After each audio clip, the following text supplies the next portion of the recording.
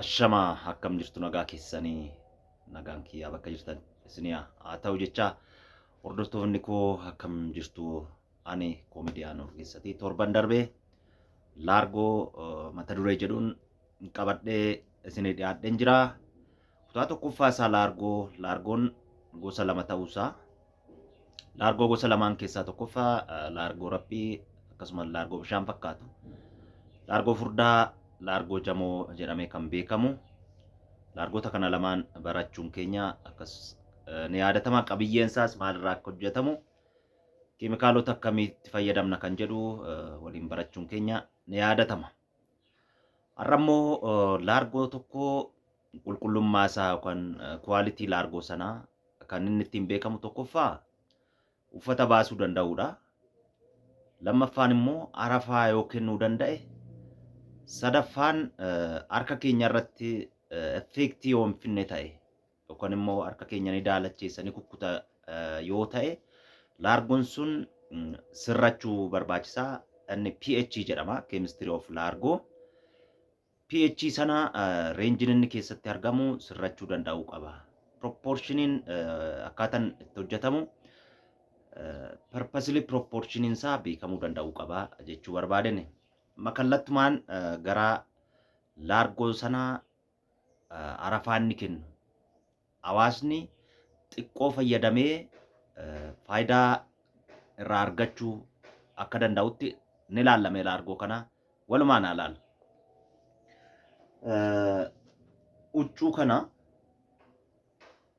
Huccuun kun moor gara xuraa'utti deemee jira.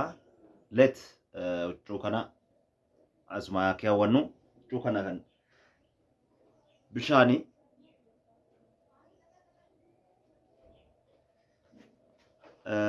baalliidha kanuma hin qabne baaldii kana itti naqnee kan laallu ta'a jechaadha. Jamoon laargoo keenya kan torban darbe oomishne kana fakkaata. Jamoon laargoo kan jedhamu mee ammam itti naqnee arafaa isaa kan waliin laallu ta'a. Furdina isaas asumaan laaluu dandeessu.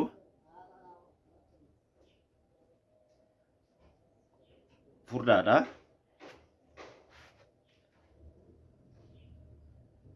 Kunoo laargoo hin buune laargoo furdaa jedhee kanan barsiisaa turedha.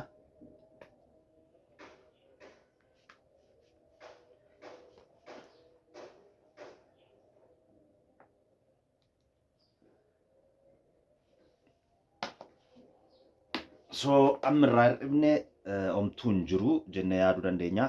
Furdinni isaa kun osuma harka kana irratti argitanidha.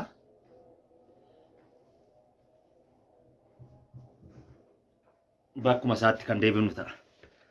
So kan nuti fayyadamne wanni kana lama qadaaddoo kan kidaanii kana lama kan nuti fayyadamne ammas keessatti noo isinitti mul'ata yoo ta'e jechaadha. So bishaan keenyatti naqanna.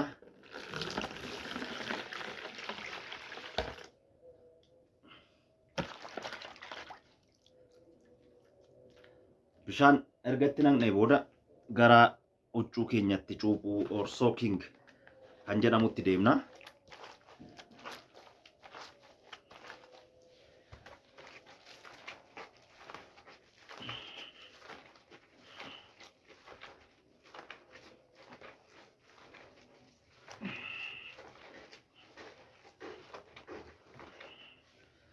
Arafaan isaa isinitti mul'ata jedhee yaada.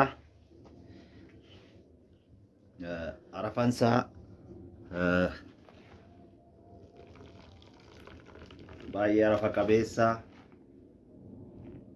isinitti mul'ata jedhee yaada. Arafaa qaba.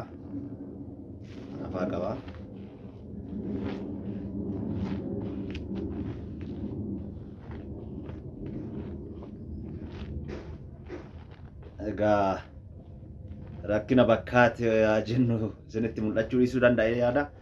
Isinitti mul'ata.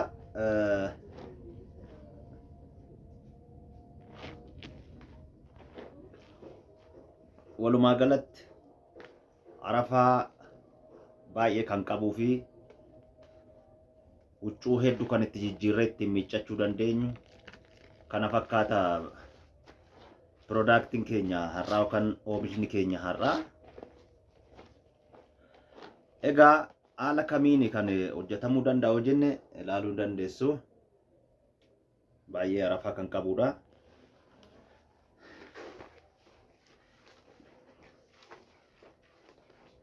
Gaafii yoo qabaattan yookaan immoo chaanaalii keenyaaf haaraa warri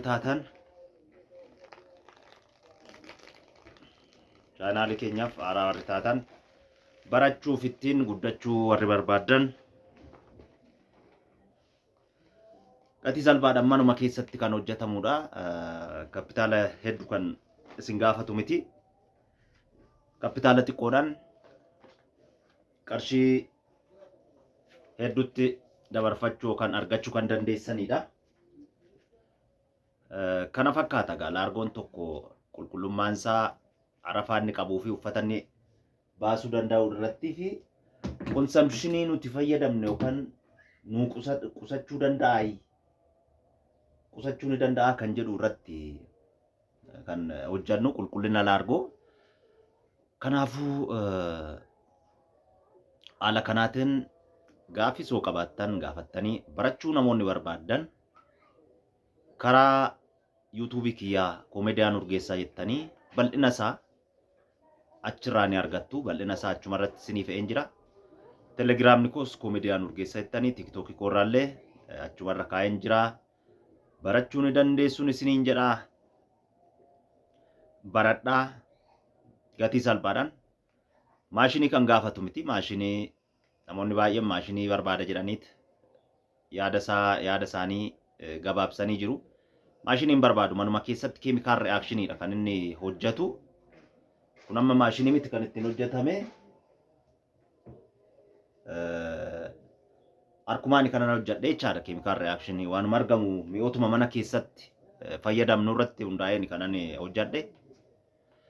Dhaggeeffattoonni keenya chaanaalii kiyyaaf haaraa warri taatan subscribe gochuudhaan hiriyoottan keessan biraan nagaa. Wantichi isin fayyada yoo ta'e, wanti sun isin fayyada yoo ta'e komentii naa barreessaa, laayik naa godha. Akkasumas chaanaalii kiyyaaf subscribe gochuudhaan na cinaa akka dhaabbattan waamicha kooti. Kanaafuu akkuma yuutuubii biraa kun sobaan wanni jedhan otoo hin taane riyaalitii jiru namoonni barachuu barbaadan teessoon kiyya Saaris Ailee